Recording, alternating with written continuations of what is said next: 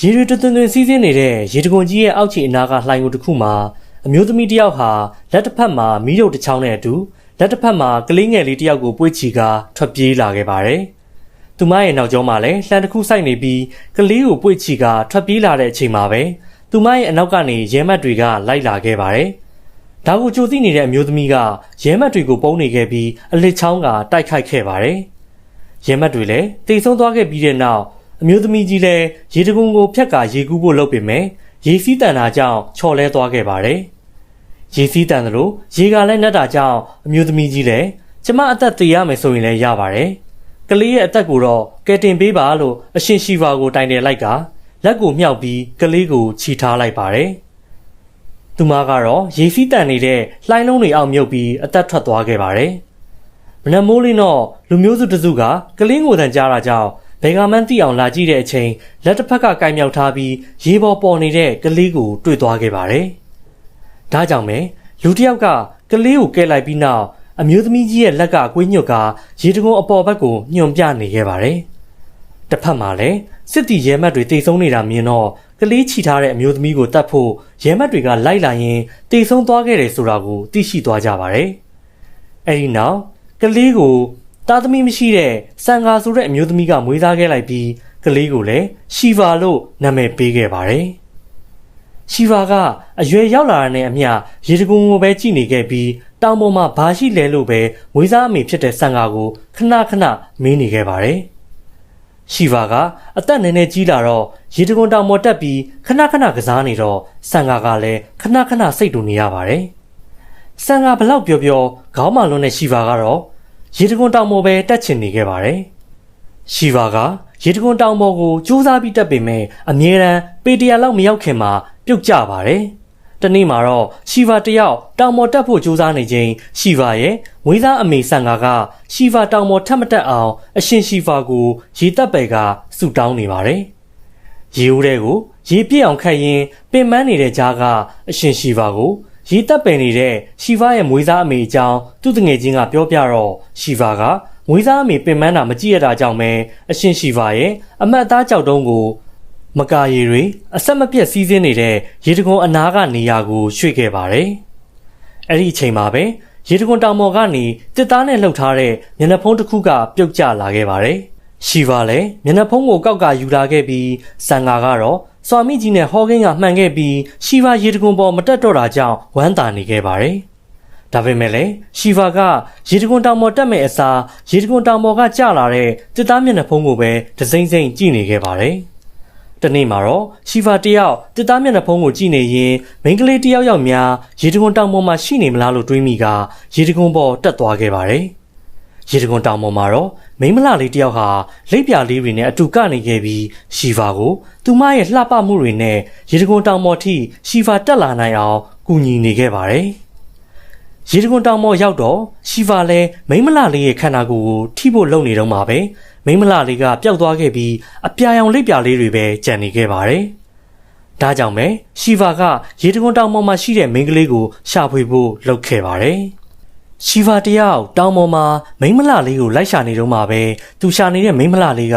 စစ်တီတော်ဝတ်စုံဝတ်ကရဲမတ်တွေလိုက်ဖမ်းရာကနေထွက်ပြေးနေခဲ့ပါတယ်။မိန်းမလှလေးက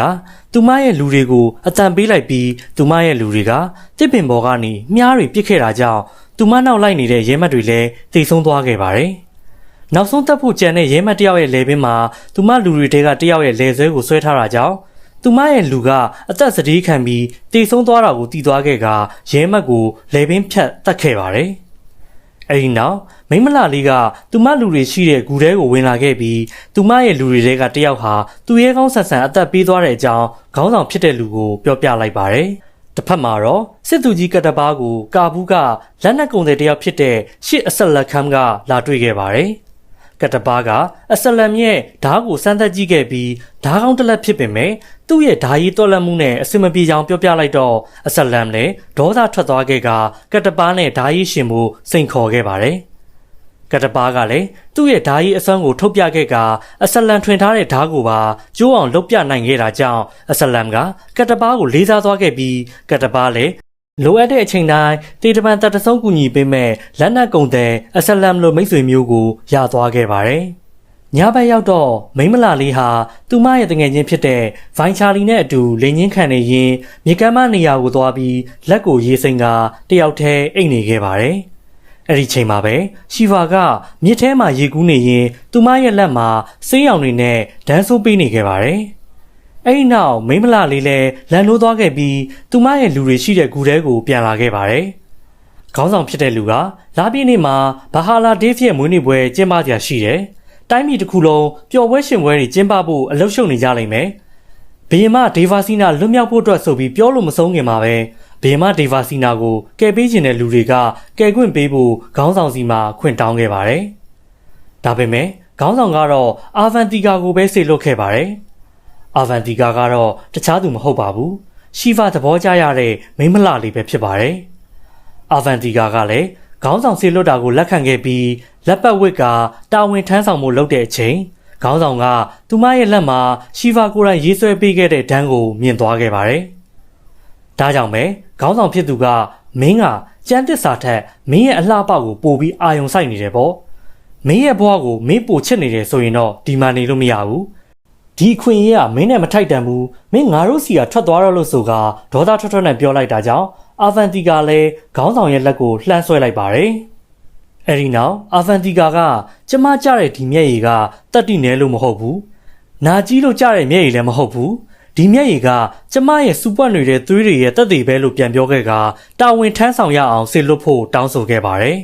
။မင်းဆိုမင်းညံဘာဟာလာဒေးဗ်အုပ်ချုပ်နေတယ်။မဟေရှမာတီတိုင်းပြည်ကတိုင်းသူပြည်သားတွေကတော့မရှိဝမ်းစာရှိတန်စာဖြစ်တဲ့ရွှေတွေကိုဓမြတိုက်သလိုအတင်းအဓမ္မတောင်းနေတဲ့ရဲမတ်တွေကြောင့်အရိုက်နှက်ခံနေရကဒုက္ခရောက်နေပါတယ်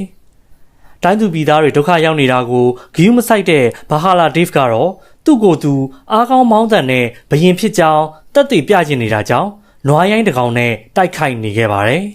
။နွားရိုင်းကိုတိုက်ခိုက်တာနိုင်သွားပြီးတဲ့နောက်ဘာဟာလာဒေးဗ်ဟာသူ့ရဲ့သားဖြစ်သူနဲ့အတူအကျဉ်းချခံထားရတဲ့ဘယင်မဒေဗာစီနာစီကိုရောက်လာခဲ့ပါတယ်။ဘာဟာလာဒေးဗ်ကဘယင်မဒေဗာစီနာကိုမဟေရှမာတီကလူတွေအကုန်လုံးသူ့ကိုမေ့နေကြပြီ။သူတို့တွေသူ့အကြောင်းကိုမပြောကြဘူး။သူတို့တွေကသူ့ကိုသတိမရကြတော့ဘူး။မင်းနဲ့ငါကလွဲလို့ပေါ့။မင်းမသိခင်သူနဲ့တွေ့သွားခြင်းနဲ့မဟုတ်လား။မင်းကလည်းငါလက်နဲ့သူ့ကိုငါကိုယ်တိုင်နောက်တစ်ခါထပ်သက်ဖို့တတိယနေရလို့ပြောကထွက်သွားခဲ့ပါတယ်။ဘယင်မဒေဗာစီနာကတော့တစ်ကိုင်းကြောက်တွေကိုကောက်ပြီးတွင်တွင်နဲ့ကိုပစ်ချနေခဲ့ပါတယ်။ညရောက်တော့စစ်သူကြီးကတပါးကရောက်လာခဲ့ကဘယင်မဒေဗာစီနာအ ਨੇ ဆုံးတော့အခုချိန်မှာလက်ခံသင့်ပါပြီ။တခင်မသာဝန်ခံလိုက်မယ်ဆိုရင်ကျွန်တော်ဒီလက်ထိတ်တွေကိုဖြုတ်ပေးပြီးတခင်မကိုလွတ်မြောက်ခွင့်ပေးပါပါ။တခင်မတသက်လုံးအကျဉ်းသားဘဝနဲ့နေသွားခြင်းလို့လားလို့မေးတော့ဘယင်မဒေဗာစီနာကကျမရဲ့သားကျမကိုလာကယ်လိမ့်မယ်ဆိုပြီးပြန်ဖြေပါတယ်။တကယ်တော့ဘီမဒေဗာစီနာတစ်ကိုင်းကြောက်တွေကိုလိုက်ကောက်တာဟာမိသကြိုဖို့အတွက်လုပ်နေတာပါ။ဘာဟာလာဒေးဗ်ရဲ့ခန္ဓာကိုယ်နဲ့သူ့ရဲ့သွေးတွေကိုပြဖြစ်အောင်မိသကြိုဖို့လုပ်ထားတာပါ။နောက်နေ့မနက်ရောက်တော့အာဗန်တီကာဟာသူမေးဆက်ခဲ့တဲ့မြေကမ်းတစ်ပိတ်ကိုပြန်လာခဲ့ပြီးသူမကိုဒန်းဆိုးပေးခဲ့တဲ့လူကိုလာရှာခဲ့ပါတယ်။အာဗန်တီကာကသူမရဲ့တငယ်ချင်းကိုမြေကမ်းဆက်အနာလှဲနေခိုင်းခဲ့ပြီးသူမကိုဒန်းဆိုးပေးခဲ့တဲ့လူရေကူးလာရင်မြားနဲ့ပစ်ဖို့တစ်ပင်ပေါ်ကနေစောင့်ကြည့်နေခဲ့ပါတယ်။ဒါပေမဲ့ရှီဗာကလည်းသူမရှိနေတဲ့တစ်ပင်ပေါ်ရောက်လာခဲ့ပြီးသူယူလာတဲ့ဘူးထဲကမွေစိမ်းကိုအာဗန်တီကာနဲ့လက်မောင်းပေါ်လွှတ်လိုက်ပြီးအာယုံလွဲအောင်လုပ်ခဲ့ပါတယ်။အဲဒီနောက်ရှီဗာကအာဗန်တီကာရဲ့လက်မောင်းမှာဒဏ်အသစ်ထပ်ဆိုးပေးနေခဲ့ပြီးအာဗန်တီကာကတော့မွေစိမ်းကိုအာယုံရောက်နေခဲ့ပါတယ်။မွေစိမ်းလည်းမြားနဲ့လွှင့်ထွက်သွားခဲ့ပြီးရှီဗာလည်းဒဏ်ဆိုးပြီးသွားတဲ့အချိန်အာဗန်တီကာကတစ်ပင်ပေါ်ကနေဆင်းလာတော့သူမရဲ့တငယ်ချင်းဖြစ်သူကနင့်လက်မောင်းပုံကဘာကြီးလဲလို့မေးတော့အာဗန်တီကာကလည်းပတ်ဝန်းကျင်ကိုတိတ်ချကြည့်လိုက်တော့ရှီဗာသွားခဲ့တဲ့ခြေရာတွေကိုတွေ့သွားခဲ့ပါတယ်။ဒါကြောင့်ပဲအာဗန်တီကာကသူမရဲ့တငယ်ချင်းကိုအရင်သွားနှင်ခိုင်းပြီးရှီဗာရဲ့ခြေလမ်းတွေအတိုင်းရှီဗာကိုလိုက်ရှာခဲ့ပါတယ်။အဲဒီနောက်အာဗန်တီကာကရှီဗာကိုရှာတွေ့သွားခဲ့ပြီးမြားနဲ့လိုက်ပစ်နေတာကြောင့်ရှီဗာကအာဗန်တီကာကိုကျင်းနေကြအောင်ထောင်ချောက်ဆင်ဖမ်းမှုလုပ်ခဲ့ပါတယ်။ဒါပေမဲ့အာဗန်တီကာကကျင်းနေမကြပဲရှီဗာရဲ့အနောက်မှာရောက်နေခဲ့ပြီးဓာတ်နဲ့ချိန်ထားခဲ့ကကျမကိုရှင်ဘသူလဲပြောပြမှာလားဆိုပြီးမေးတော့ရှီဗာကငါအမှန်တိုင်းပြောတာငါဒီတောင်ပေါ်တက်လာတာမင်းကြောင့်ဆိုပြီးပြန်ဖြေပါတယ်။ အဲ့နောက်မှာတော့ရှီဗာကအာဗန်တီကာကိုချစ်ကြောင်းပြောပြလိုက်တော့အာဗန်တီကာလည်းဒေါသထွက်သွားပြီးရှီဗာနဲ့တိုက်ခိုက်ခဲ့ပေမဲ့ရှီဗာကအာဗန်တီကာကိုယ်တိုင်တော့မသိသေးတဲ့သူမရဲ့အလှတရားတွေကိုသူမနဲ့တိုက်ခိုက်ရင်းထုတ်ပြလိုက်ပါတယ်။ရှီဗာကရေတံခွန်ပေါ်ကနေပြုတ်ကျလာတာကြောင့်သူသိမ်းထားခဲ့တဲ့တစ်သားမျက်နှာဖုံးကိုထုတ်ပြလိုက်တော့အာဗန်တီကာကရှင်တကယ်ပဲကျမကိုရှာဖို့ဒီတောင်ပေါ်ထိတက်လာခဲ့တာပေါ့။ကျမအတွက်လာတာလားလို့မေးလိုက်ပါတယ်။ရှီဗာကဒီမျက်နှာဖုံးနောက်ွယ်ကအပြုံးလေးကိုမြင်ကျင်လို့ငါဒီအထိအရေးဆုံးပြီးလာခဲ့တာငါအခုထိအပြုံးလေးမတွေ့ရသေးဘူးဆိုပြီးပြောတော့အာဗန်တီကလည်းဝမ်းသာအားရစွာနဲ့ပြုံးလိုက်ကရှီဗာကိုပွေ့ဖက်လိုက်ပါတယ်ရှီဗာနဲ့အာဗန်တီကာကတော့တယောက်နဲ့တယောက်ချစ်ကြိုးတွေရစ်ပတ်နေချိန်တစ်ဖက်မှာတော့ဘာဟာလာဒေးဗ်ကပေတရာအမြင့်ရှိတဲ့သူ့ရဲ့ပုံစံတူရုပ်ထုကိုကြည့်ပြီးကျဉ်နှံ့နေခဲ့ပါတယ်နောက်နေ့မနက်အရောက်မှာတော့အာဗန်တီကာဟာချစ်သူကိုထားခဲ့ပြီးဘီမဒေဗာစီနာကိုကယ်ဖို့အတွက်ရှီဗာကိုပန်းအနက်နဲ့မေးအောင်လုပ်ခဲ့ပြီးထွက်လာခဲ့ပါတယ်။လန်ခုလက်မှာပဲဘာဟာလာတိဖြစ်ရဲမက်တွေကသူမကိုပိုက်ကွန်နဲ့ဖမ်းမိခဲ့ပြီးကူမဲ့ကယ်မဲ့သူမရှိဖြစ်နေချိန်ရှီဗာကရောက်လာခဲ့ပြီးရဲမက်တွေနဲ့တိုက်ခိုက်ကအာဗန်တီကာကိုကယ်ခဲ့ပါတယ်။ရဲမက်တွေကတယောက်ကရှီဗာကိုဘာဟုဘာလီလို့ပြောကကျွန်တော်ကိုခွန့်လွတ်ပါရှင်။ကျွန်တော်ကိုမတက်ပါနဲ့ဆိုပြီးတောင်းပန်နေချိန်မှာပဲနောက်ထပ်ရဲမက်တွေကရောက်လာခဲ့ပါတယ်။ဒါကြောင့်ပဲရှီဗာလည်းအာဗန်တီကာကိုခေါ်ပြီးထွက်ပြေးချိန်နှင်းမုန်တိုင်းတိုက်လာတာကြောင့်ရဲမက်တွေလည်းတေတဲ့သူကတေတယ်လို့ရှီဗာနဲ့အာဗန်တီကာလည်းမရရတဲ့နီးနဲ့နှင်းမုန်တိုင်းဒဏ်ကနေလွတ်အောင်ပြေးလာခဲ့ရပါတယ်။အဲဒီနောက်ရှီဗာကအာဗန်တီကာရဲ့တာဝန်ကိုခွဲယူခဲ့ပြီးဘီယမဒေဗာစီနာကိုကယ်တင်ဖို့ခရီးထွက်လာခဲ့ပါတယ်။ဘီယမဒေဗာစီနာကတော့တားဖြစ်သူလာခဲ့တာကိုခံစားမိနေခဲ့ပါတယ်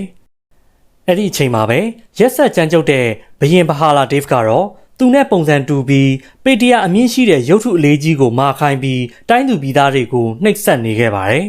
။တိုင်းသူပြည်သားတွေကမစားရမတောက်ရအားမရှိကြပဲရုပ်ထုကိုမာရတဲ့အပြင်ကြာဖို့နဲ့ပါအရိုက်ခံရတာကြောင့်အင်အားချိနေပြီးလဲကျသွားတဲ့ချိန်ချီဗာကရောက်လာပြီးကျိုးကိုဆွဲကရုပ်ထုကိုထောင်ပေးရင်းလဲကျသွားတဲ့အဖိုးအိုကိုပါထုပေးခဲ့ပါတယ်။အဲ့ဒီချိန်မှာပဲလေတိုက်တာကြောင့်ရှီဗာရဲ့မျက်နှာဖုံးဟာလည်းလွင်သွားခဲ့တာကြောင့်ဘိုးကရှီဗာကိုဘာဟုဘာလီဆိုပြီးထပ်ခေါ်ပြန်ပါတယ်။တိုင်းသူပြည်သားတွေအားလုံးကလည်းအဖိုးအိုရဲ့ဘာဟုဘာလီဆိုတဲ့အတန်ကြားတော့အားရှိသွားခဲ့ပါတယ်။တစ်ဖက်မှာတော့ရှီဗာရဲ့အမေဟာတားဖြစ်သူထွက်သွားတာ15ရက်ကြာနေပြီဖြစ်တာကြောင့်စိတ်ပူနေခဲ့ပါတယ်။ဒါကြောင့်ပဲရှီဗာမဝင်အောင်ပိတ်ထားတဲ့လှိုင်ကူကိုပြန်ဖွင့်ခဲ့ပြီးလိုက်ရှာနေခဲ့ပါတယ်။တစ်ဖက်မှာလည်းအာဗန်တီကာကဘီယမဒေဗာစီနာကိုရှီဗာကိုယ်တိုင်ကယ်လာနိုင်မယ်လို့ယုံကြည်နေတာကြောင့်သူမနဲ့အတူလိုက်ခဲ့ဖို့ခေါင်းဆောင်နဲ့အတူသူမရဲ့လူတွေကိုပါခေါ်လာခဲ့ပါတယ်။ကောက်ကျစ်ဆင်းလဲတဲ့ဘီရင်ဘဟာလာဒေးဗ်ကတော့ဘာဟုဘာလီပြန်ရောက်လာပြီလို့ထင်ကဒေါသထွက်နေခဲ့ပါတယ်။အဲ့ဒီအချိန်မှာပဲရဲမက်တွေကိုအစည်းအဝေးခေါ်လိုက်ပြီးရုပ်ထုကိုမားခဲ့တဲ့လူကိုမြင်လိုက်လားလို့မေးတော့ဘသူကမှမမြင်လိုက်ဘူးလို့ပြောပေမဲ့ရှီဗာကတော့မြင်လိုက်တယ်လို့ပြောခဲ့ပါတယ်။ဘာဟာလာဒေးဗ်ကရှေ့ကိုထွက်လာခဲ့ခိုင်းတော့ရှီဗာကနန်းတော်ကလိုက်ကာစားကိုမီးရှို့ကထွက်ပြေးသွားခဲ့ပါတယ်။ရှီဗာလည်းနန်းတော်တွေကရဲမက်တွေနဲ့တိုက်ခိုက်ပြီးဘီယမဒေဗာစီနာကိုလာခဲ့ပါတယ်။ဒါပေမဲ့လည်းရဲမက်တွေကဖမ်းမိသွားခဲ့ပြီးဘီယမဒေဗာစီနာကိုရိုက်နှက်နေတာကြောင့်ရှီဗာလည်းဒေါသထွက်ပြီးပြန်တိုက်ခိုက်နေချိန်မှာအာဗန်တီကာနဲ့သူမရဲ့လူတွေပြင်ရှီဗာရဲ့မွေးစားအမေဆန်ကာပါရောက်လာခဲ့ပါတယ်။အဲဒီနောက်ကတ်တပါကဘာဟုဘာလီရဲ့မြင်းကိုရှီဗာစီသွားဖို့အချက်ပေးလိုက်ပါတယ်။ရှီဗာကလည်းဓားကိုယူလိုက်ပြီးဘာဟာလာဒေးဗ်ရဲ့သားကိုခေါင်းဖြတ်တတ်ခဲ့ပါတယ်။ကတ်တပါကရှီဗာကိုလှန်နဲ့ထိုးတက်ဖို့လုပ်နေချိန်မှာပဲရှီဗာနောက်လှည့်လာတာမြင်တော့ဘာဟုဘာလီလိုအော်လိုက်ပြီးရဲမက်တွေအားလုံးရောအာဗန်တီကာကပါသူ့ရှေ့မှာဒူးထောက်ကြပြီးလေးလေးစားစားဆက်ဆံနေကြပါတယ်။မနက်ဖက်ရောက်တော့ကတ်တပါကရှီဗာကိုမွေးစားဆောက်ရှောက်ပေးခဲ့တဲ့အမျိုးသမီးဆန်ကာကိုကျေးဇူးတင်နေခဲ့ပြီးကတ်တပါကိုအဖြစ်မှန်တွေမေးတော့ရှီဗာကဘာဟုဘာလီရဲ့သားဖြစ်နေမှန်းသိသွားခဲ့ပါတယ်။ရှီဗာရဲ့အဖေဘာဟုဘာလီတည်ဆုံးသွားရတာကလည်းကတ်တပါကိုယ်တိုင်တစ္ဆာဖောက်လို့တည်ဆုံးရတာဖြစ်ကြောင်းပြောပြရင်လွန်ခဲ့တဲ့နှစ်90ကနာကျင်စရာဇလန်းအကြောင်းကိုပြောပြနေကဘာဟုဘာလီအပိုင်း1ပြီးဆုံးသွားခဲ့ပါတယ်။